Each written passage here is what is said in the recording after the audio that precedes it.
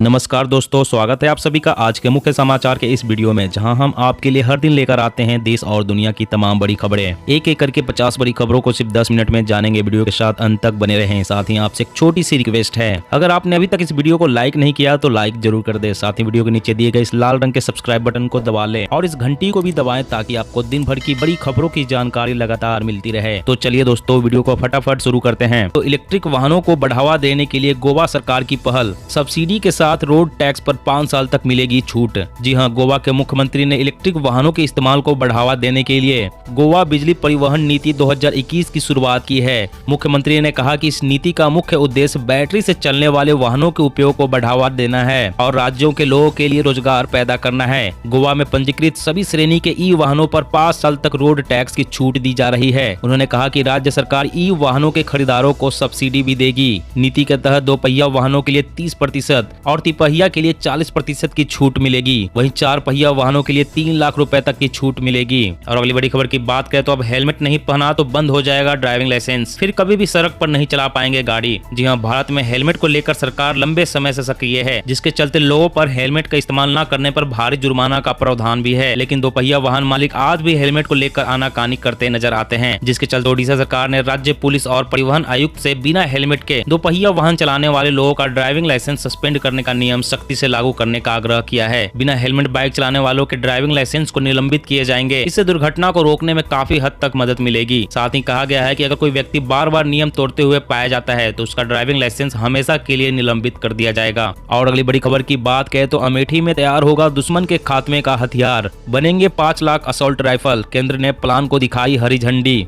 जी हां, भारतीय सेना की युद्ध क्षमता को मजबूती देने के लिए रक्षा मंत्रालय लगातार प्रयास कर रहा है। एक के बाद एक किए गए प्रयासों से भारत के डिफेंस सेक्टर को मजबूती मिली है। इसी क्रम में एक बार फिर से देश के डिफेंस मैन्युफैक्चरिंग में आत्मनिर्भरता को एक बड़ा बदलाव मिलने जा रहा है। दरअसल भारत सरकार ने उत्तर प्रदेश के अमेठी में 5 लाख से ज्यादा AK-23 असॉल्ट राइफलों के निर्माण की योजना को मंजूरी दी है। सूत्रों ने बताया कि AK-23 असॉल्ट राइफलें 300 मीटर की प्रभावी रेंज के साथ हल्की, मजबूत और प्रमाणित तकनीक के साथ आसानी से उपयोग में लाई जा सकने वाली आधुनिक असॉल्ट राइफलों में से एक है। असॉल्ट राइफल है, ये सैनिकों की युद्धक क्षमता को बढ़ाएगी। और अगली बड़ी खबर की बात करें तो कोरोना इस बार लग रहा ज्यादा खतरनाक, 5 साल से छोटे बच्चों को भी बना रहा शिकार, रहे अलर्ट। जी हां, दक्षिण अफ्रीका से दुनिया भर के कई देशों में फैला कोरोना वायरस के नए वेरिएंट ओमिक्रॉन को लेकर अब एक और नई डराने वाली बात सामने आई है, जिसे सुनकर आपको भी सचेत रहना चाहिए, क्योंकि इस बार बच्चों को बचाना भी बड़ी चुनौती साबित होने वाली है। इसकी वजह यह है कि दक्षिण अफ्रीकी डॉक्टरों का कहना है कि इस बार 5 साल से कम उम्र के बच्चों में भी कोरोना के नए वेरिएंट का संक्रमण तेजी से बढ़ रहा है। बच्चों में संक्रमण बढ़ने की खबर चिंता बढ़ाने वाली है, इसलिए बच्चों को खास ध्यान रखने की सलाह दी जा रही है। और अगली बड़ी खबर की बात के बिजली की दर 20% तक बढ़ाने की तैयारी, प्रस्ताव में जुटी कंपनियां। जी हां, देश में एक बार फिर से बिजली महंगी हो सकती है। इस बार 20% तक का इजाफा होने की संभावना है। माना जा रहा है कि नई दरें 1 अप्रैल 2022 से लागू हो जाएगी। कोरोना काल में हुए नुकसान की भरपाई करने के लिए कंपनियां बिजली के दामों में 20% तक का इजाफा करने के लिए सरकार से अनुमति मांग रही है। अगले 15 दिन में सरकार इस पर फैसला लेगी। अगर सरकार इस प्रस्ताव को मंजूरी दे देती है तो आपके बिजली बिल में 20% तक की बढ़ोतरी हो सकती है। और अगली बड़ी खबर की बात करें तो खुले में कचरा फेंका तो घर के सामने बजेगी रामधुन, ग्वालियर में सफाई के लिए अनोखी पहल। जी हां, मध्य प्रदेश के ग्वालियर शहर में लोगों को सफाई की दिशा में प्रेरित करने के लिए एक अनोखा फैसला लिया गया है। इसके तहत जो लोग घर का कचरा सड़क पर या खुले में फेंकेंगे, भजन गायन उनके घर के सामने जाकर रामधुन गाएंगे। गौरतलब है कि इस साल की राष्ट्रीय स्वच्छता रैंकिंग में ग्वालियर नगर निगम पिछड़ गया था। एक वरिष्ठ अधिकारी ने कहा कि रामधुन का जाप करने वाले भजन गायकों को घरों के बाहर भेजने का कदम उठाने का उद्देश्य सड़कों या खुले में कचरा फेंकने के कृत्य पर शर्मिंदा कर लोगों को सुधारने का है। इसके बावजूद लोग नियम तोड़ते रहे तो ऐसे लोगों पर जुर्माना भी लगाया जाएगा।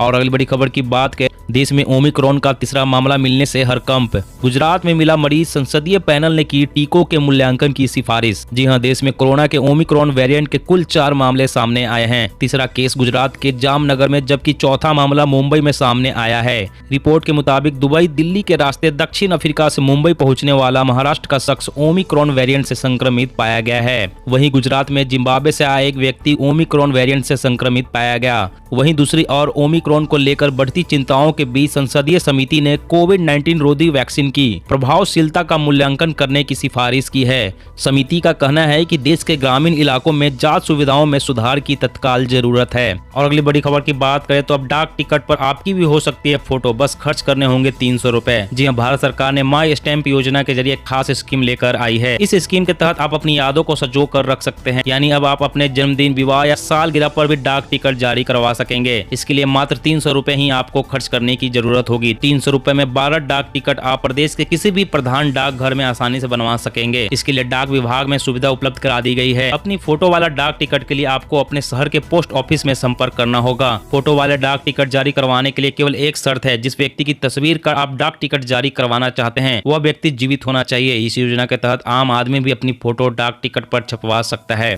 और अगली बड़ी खबर की बात करें तो उत्तराखंड में हर घर जल के तहत मल्टी विलेज स्कीम को मंजूरी। 2022 तक 15 लाख घरों को मिल जाएगा पानी का कनेक्शन। जी हां, जल जीवन मिशन के नेशनल कमेटी की बैठक में उत्तराखंड के लिए मल्टी विलेज स्कीम को मंजूरी दी गई है, जिसमें 1 दर्जन से अधिक जलापूर्ति योजनाएं शामिल है। राज्य के कुल 6 जिलों के 2300 से अधिक गाँव में नल से जल की आपूर्ति सुनिश्चित करने का लक्ष्य है। जल शक्ति मंत्रालय के एक वरिष्ठ अधिकारी ने बताया कि उत्तराखंड वर्ष 2022 तक कुल 15.18 लाख ग्रामीण घरों तक नल से जलापूर्ति करने लगेगा। प्रधानमंत्री नरेंद्र मोदी की मंशा के अनुरूप देश के गांव के हर घर तक नल से जल की आपूर्ति करना है, जिसके लिए सरकार का जल जीवन मिशन काम कर रहा है। और अगली बड़ी खबर की बात करें तो नशीले पदार्थों की तस्करी रोकने के लिए कड़े कानून लाएंगे। देश के हर जिले में मोबाइल फोरेंसिक लैब होगी स्थापित, अमित शाह। जी हां, केंद्रीय गृह मंत्री अमित शाह ने कहा कि प्रधानमंत्री नरेंद्र मोदी के नेतृत्व में भारत सरकार CRPC और IPC में बदलाव करने की दिशा में काम कर रही है। इसके तहत देश की सुरक्षा के साथ खिलवाड़, नशीले पदार्थ और जाली नोटों जैसे कई अपराधों को जघन्य अपराधों की श्रेणी में लाकर इनसे निपटने के लिए कड़े प्रावधान किए जाएंगे। साथ ही मोदी सरकार राज्य सरकारों के साथ मिलकर फोरेंसिक साइंस के इस्तेमाल पर बल दे रही है। देश के हर जिले में मोबाइल फोरेंसिक लैब स्थापित करने की कोशिश की जा रही है। इसके अलावा देश के हर जिले में साइबर अपराध रोकने के लिए एक टीम बनाने का भी प्रयास किया जा रहा है। 6 साल से ज्यादा सजा वाले सभी मामलों में फोरेंसिक सबूतों को अनिवार्य बनाया जाएगा। और अगली बड़ी खबर की बात करें तो ब्रह्मपुत्र नदी पर सबसे बड़ा बांध बनाने जा रहा है चीन। भारत और बांग्लादेश में सूखे की आशंका। जी हां, दक्षिण एशिया खासकर भारत से सटे बॉर्डर पर चीन लगातार आक्रामक रवैया अपनाए हुए है। अब चीन ने घोषणा किया है कि वह जल्द ही तिब्बत से निकलने वाली ब्रह्मपुत्र नदी की निचली धारा पर भारतीय सीमा के करीब एक विशालकाय बांध बनाने जा रहा है। यह बांध कितना बड़ा होगा इसका अंदाजा इस बात से लगाया जा सकता है कि चीन में बने दुनिया के सबसे बड़े बांध 3 जॉर्ज की तुलना में इससे 3 गुना ज्यादा बिजली पैदा की जा सकेगी। चीन के इस विशाल आकार के बांध से भारत के पूर्वोत्तर राज्यों और बांग्लादेश में सूखे जैसी स्थिति पैदा करने में सक्षम हो जाएगा। ग्लोबल टाइम्स ने संकेत दिया है कि यह बांध तिब्बत में बनाया जा सकता है, जो भारत के अरुणाचल प्रदेश की सीमा के बेहद पास है। चीन पहले ही ब्रह्मपुत्र नदी पर कई छोटे छोटे बांध बना चुका है। हालांकि नया बांध आकार में महाकाय होने जा रहा है, जिससे भारत और बांग्लादेश में सूखे जैसी हालत पैदा हो जाएंगे। और अगली बड़ी खबर की बात करें तो बिना टिकट के रेल यात्रा करने वालों पर शिकंजा कसने की पूरी तैयारी। पूर्व मध्य रेलवे के सभी मंडलों में टिकट जांच अभियान जारी। जी हां, पूर्व मध्य रेलवे की ओर से बिना टिकट की यात्रा पर रोकथाम के लिए लगातार अभियान चलाए जा रहे हैं, ताकि बिना टिकट के यात्रा करने वाले यात्रियों को रोका जा सके। ऐसे में यात्रियों के कारण एक ओर जहां टिकट लेकर यात्रा करने वाले यात्रियों को परेशानियों का सामना करना पड़ता है, वहीं दूसरी ओर रेल राजस्व की भी हानि होती है। इसी कड़ी में पूर्व मध्य रेलवे के 5 मंडलों में अधिकारियों की अलग अलग टीम बनाकर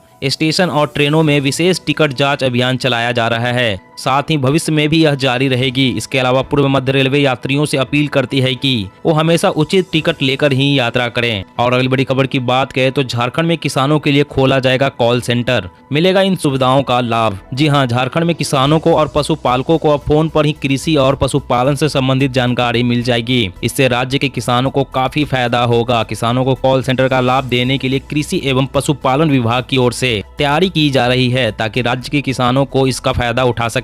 सेंटर के जरिए राज्य के किसानों की समस्याएं और सुझाव आएंगे, उससे संबंधित जरूरी कदम उठाए जाएंगे। विभाग की ओर से इस कार्य को पूरा करने के लिए कार्य की शुरुआत कर दी गई है। कोरोना ही नहीं, अन्य बीमारियों से भी मौत के खतरे को कम करती है वैक्सीन स्टडी। जी हां, कोरोना वैक्सीन के बारे में हमेशा जोर देकर कहा जाता है कि इससे वायरस के गंभीर संक्रमण और मृत्यु दर को कम करने में मदद मिलती है। लेकिन क्या कोरोना वायरस वैक्सीन अन्य बीमारियों से होने वाली मृत्यु दर को भी प्रभावित करती है? ऐसे समय में जब दुनिया भर में वैक्सीन को लेकर लोगों में हिचक देखी जा रही है, एक नए अध्ययन में इन सवालों का जवाब देने की कोशिश की गई है। अध्ययन में पाया गया है जिन लोगों ने टीकाकरण करवाया है उनमें गैर कोविड बीमारियों के चलते मृत्यु दर कम हुई है बजाय उनके जिन्होंने वैक्सीन नहीं लगवाई है। अध्ययन के दौरान शोधकर्ताओं ने अमेरिका में वैक्सीन लगवाने वाले 6.4 मिलियन लोगों के इलेक्ट्रॉनिक हेल्थ रिकॉर्ड्स का विश्लेषण किया। दोस्तों आज की खबरों में बस इतना ही। इसी तरह हर रोज काम की खबरें जानने के लिए आप हमेशा हमारे साथ जुड़े रहें। हमारे साथ जुड़ने के लिए वीडियो के नीचे दिए गए इस लाल रंग के सब्सक्राइब बटन को दबा लें और साथ ही इस घंटी को भी दबाएं ताकि आपको हर खबर की सटीक जानकारी मिल सके। जय हिंद, जय भारत।